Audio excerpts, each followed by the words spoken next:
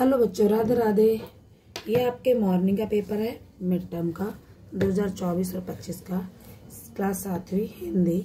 और ये total 60 marks का है, 2.5 घंटे का पेपर है। आप पूरे पेपर को 5 भागों में बांटा गया है, ठीक है। तो चलिए स्टार्ट करते हैं और हर खंड को आपको करके बताते हैं। सबसे पहले आपका अपठित गद्यांश आएगा, आपको इसको डिटेल में पढ़ना है अच्छे से, ठीक है। फिर इसके क्वेश्चन जो आपने पढ़ लिया, फिर इसके आंसर देने। लिखा क्या जांचने के लिए अपने मित्रों की परीक्षा लेती है, तो आप पढ़ेंगे। कभी कभी अपने मित्रों की परीक्षा लेती है परखने के लिए वो क्या देखते हैं। तो देखिए आप इसमें चारों आप ये आपको मिल जाएंगे। इसमें देखिए क्या आंसर है, क्या देखते हैं, पहले का आंसर, ठीक है। बहुत अच्छे से पढ़ लेंगे। टोटल 4 मार्क्स का है, बहुत आसान पे, ठीक है। मतलब छाटने में कोई प्रॉब्लम नहीं होती है। लेखिका के मित्र कहाँ से सैर करके लौटे, तो जंगल से आ रहे थे। अब आ जाते हैं आपके सेकंड क्वेश्चन पर। ये भी आपका 4 मार्क्स का है। अपने अभी आपको एक पोइम दी हुई है, आप इसे पहले पढ़ें और इसे अपनी भाषा में, लैंग्वेज में समझ लें। चलिए समझते हैं। अपने कर से खिला धूल मुख, धूल पूछ सज्जत कर गात, थामा खिलौने नहीं सुनाती हमें दुखद परियों की बात। ऐसी बड़े ना हूँ मैं तेरे अचल की छाया में, छिपी रहूं निष्प्रय निर्भय, कहूँ दिखा के चंद्रोदय। अब इनमें कहानी दी हुई है, तो इसको अपनी भाषा में समझ के इसके आंसर फिल करने हैं। बच्ची बड़ी क्यों नहीं होना चाहती, स्कूल जाना पड़ेगा, घर का काम करना पड़ेगा, माँ का स्नेह खो जाएगा, कि परियों की कहानी कोई नहीं सुनाएगा। तो वो ये नहीं चाहते कि मेरी जो परियों की कहानी है मुझे फिर मैं बड़ी हो जाऊंगी तो कोई नहीं सुनाएगा। तो आपका आंसर ये होगा, ठीक है बेटा। घ निष्प्रय शब्द का कोई अर्थ है बिना इच्छा के। इसका अर्थ है आपको निडर, बिना पीड़क, बिना सुख के, तो बिना इच्छा के, ठीक है। अब चलते क्वेश्चन नंबर 3 पे। ये भी आपका 4 मार्क्स का है। अब ये व्याकरण से रिलेटेड है, तो प्लीज इसको ध्यान से कीजिएगा। व्यक्तिवाचक संख्या में शब्द के अनुसार देखिए, छात्र, अखबार, बचपन और हिमालय। तो इसमें आंसर आपका हिमालय है, ठीक है, क्योंकि बचपन तो वो है, मतलब आपने पढ़ा होगा। तो और हिमालय इसमें व्यक्तिवाचक संख्या का है। निम्न में से पुल्लिंग शब्द कौन सा होता है, तो हीरा होगा। क्यों होगा, क्योंकि हीरा जो भी ज्वेलरी होती है वो सारे पुल्लिंग्स होते हैं। गंगा, ठीक है, ये सब वो होंगे। स्त्रीलिंग आ जाएगी गंगा में, क्योंकि स्त्री के मान से देखा जाता है इनको। विधि शब्द में बहुवचन में क्या होगा, इसकी मतलब विधि तो विधियाँ। तो इसका आंसर ये है आपका। कारक के कितने भेद होते हैं, तो टोटल 8 भेद होते हैं। अब आ जाते हैं, फिर आपका 4 मार्क्स का है और इसमें ये भी आपका एक अपठित गद्यांश है। आप इसे पहले अच्छे से डिटेल में पढ़ेंगे, पूरा पढ़ लेंगे। फिर देखिए, चुन्नू मुन्नू ने फेरी वाले से क्या खरीदा, तो चुन्नू मुन्नू ने दोनों से खरीदे, खिलौने खरीदे थे। क्या खरीदे थे, खिलौने। तो आंसर आया आपका खिलौने, ठीक है।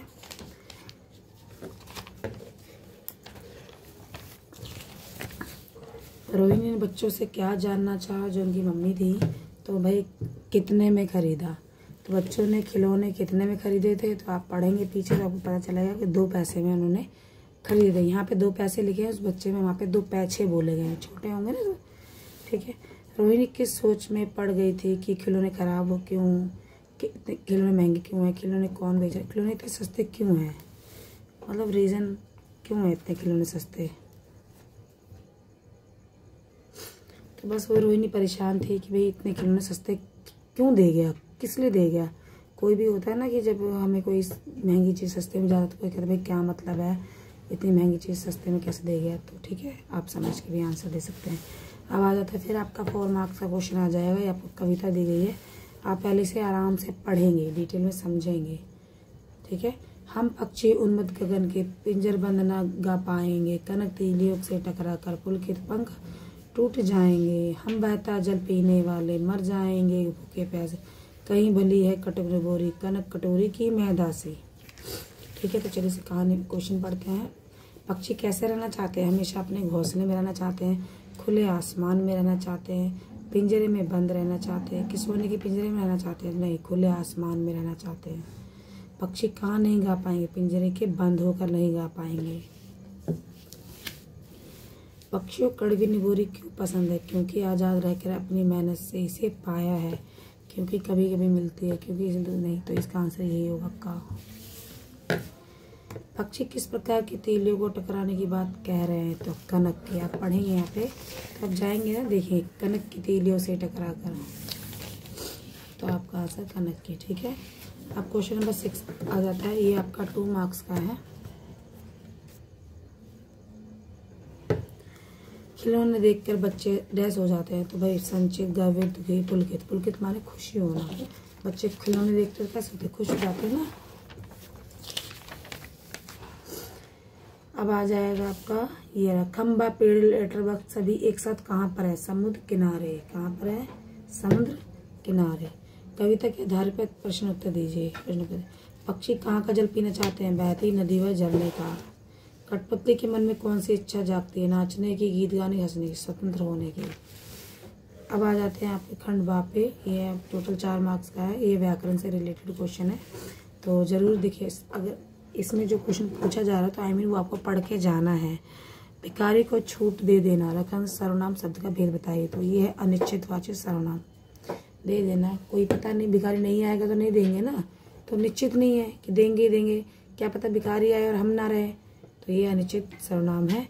और देखो आपको फिर इससे समझ में आता है कि आपको सर्वनाम शब्द पढ़ना है। विशेषण कितने प्रकार के होते हैं? 4 प्रकार के होते हैं। नवग्रह शब्द में विशेषण क्या होगा? देखो नवग्रह में नव आ गया ना, संख्यावाचक विशेषण होगा। क्या होगा? संख्यावाचक विशेषण।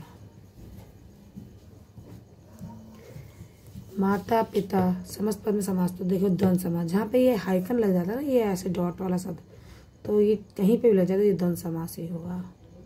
ठीक है, और अब चलते हैं आपके लिटरेचर सेक्शन की तरफ, जहाँ पे आपकी क्वेश्चन आंसर है। तो कौन से क्वेश्चन पूछे जा सकते हैं, मैं आपको क्वेश्चन दिखा दूँगी, इसके आंसर अपनी बुक्स क्वेश्चन आंसर नोटबुक से पढ़ सकते हैं। पक्षी अपना मधुर गीत कब नहीं गा पाएंगे? जब वो पिंजरे में रहेंगे। पक्षी की अभिलाषा क्या है? भाई पक्षी की अभिलाषा ये कि आज़ाद आसमान में उड़े। कठपुतली ने अपनी इच्छा क्या प्रकट की? कठपुतली ने अपनी इच्छा प्रकट की कि वो आज़ाद होना चाहती है। पाँव पर छोड़ देने का क्या आस है? पाँव पर छोड़ देने का आशय से ये, जहाँ तक मुझे समझ में आता है कि अपने ऊपर आत्मनिर्भर होना। पैरों कहते हैं ना कि भाई पैरों पर खड़े हो जाओ, अपने ऊपर आत्मनिर्भर हो जाओ। तो ये आपके 4 मार्क्स का 1 वर्ड में, तो आप एक लाइन में आंसर दे सकते हैं। अब ये भी 4 मार्क्स का है। देखो मिठाई वाले के पाठ के लेखक का नाम क्या है? बेटा मुझे तो नहीं पता, आप अपनी बुक से पढ़ोगे तो मिलेगा। खिलौना गाना गली भर में मकानों को कैसे लहराता था? खंबे में कौन कौन सी रातें अच्छी नहीं लगती थी?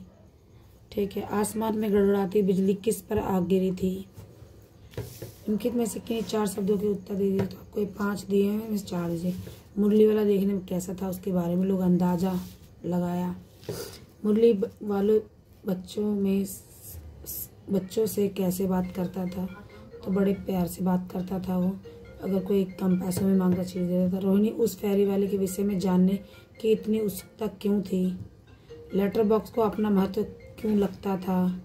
खंबा जमीन पर कैसे बैठता है?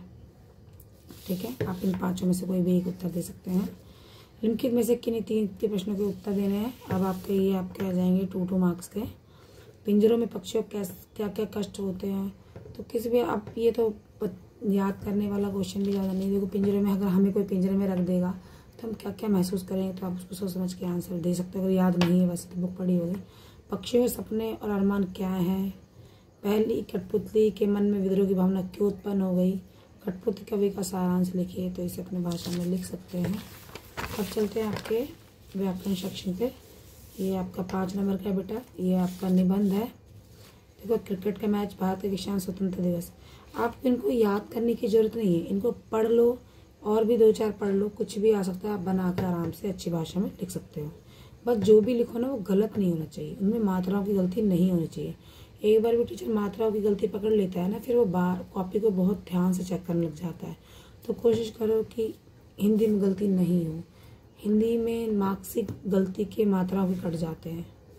ठीक है, अब आ जाते हैं आपके ये पत्र पे। अपने विद्यालय में कंप्यूटर की पढ़ाई को प्रारंभ हो, इसके लिए प्रधान छात्र पत्र देना है।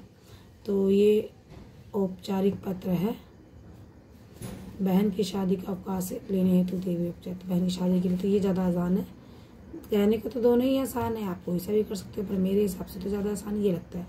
सबको भाई स्कूल लिख दो और समझ में नहीं है कि मुझे मेरी बहन की शादी तय हो गई, इस कारण से मुझे गाँव जाना पड़ रहा है, तो इसलिए मेरे से अनुरोध है आपसे कि मुझे इतने तारीख से इतने तारीख तक मुझे अवकाश प्रदान करें, आपकी अति कृपा होगी, धन्यवाद। ठीक है, तो यहाँ पे आपका पेपर ख़त्म होता है। उम्मीद करती हूँ आपको पेपर अच्छा मेरे आंसर तरीका समझाने का समझ में आया हो।